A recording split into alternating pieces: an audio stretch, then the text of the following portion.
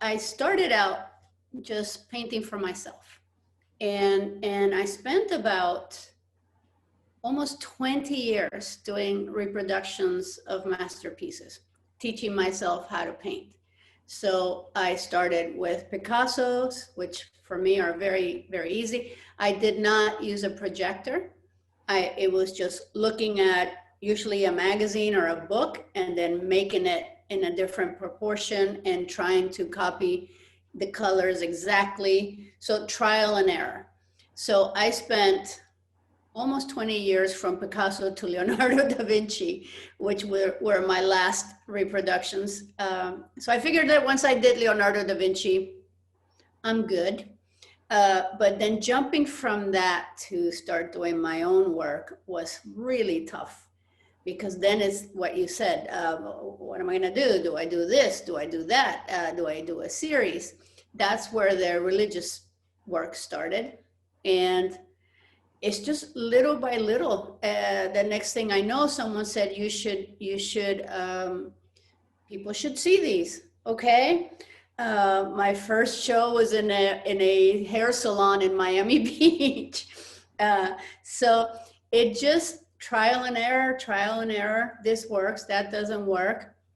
I ended up at some point in the hands of crazy, not the most honest of gallerists, who I spent a lot of money with and ended up going to Seoul, Korea and China and all these places, which she made a lot of money, but it was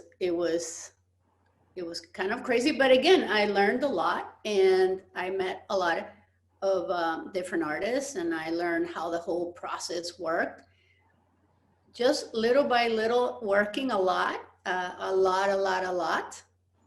Then I remember meeting Bernice Steinbaum, who I sent my work to, thinking that I was like, wow, I'm so good. And she actually says, come and meet me. I'm in, right? She loved it. She just said, but you're studying theology and you're doing this and you're doing that. And she goes, your work is good, but go back to the studio, spend 5 years, and then call me again. Oh my God. I went out to the car. I cried for a week. I was like, oh, that lady hated me. She was so right. She was so right. I told her that recently, by the way. She doesn't even remember that thing, but to me, that was pivotal. And now I find myself telling that to people who are starting out, who are like, oh, what should I do? I'm gonna show here and show there. Like, no, you're not ready for prime time. Stay in your studio. So it's been trial and error, complete trial and error, and then always striving to get better. I breathe art. I go to museums all the time. I read all the time. I watch documentaries. It's what feeds me. And then eventually I found my own language, which is amazing. I used to have everything thought out, like the day before.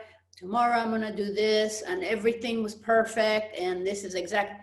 And after I got invited to the Venice Biennale, making the work for that changed everything.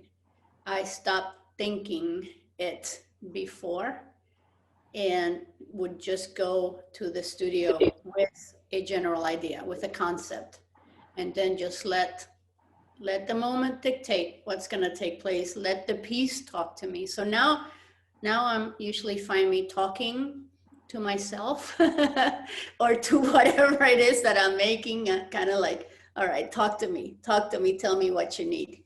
So it's more of an interaction.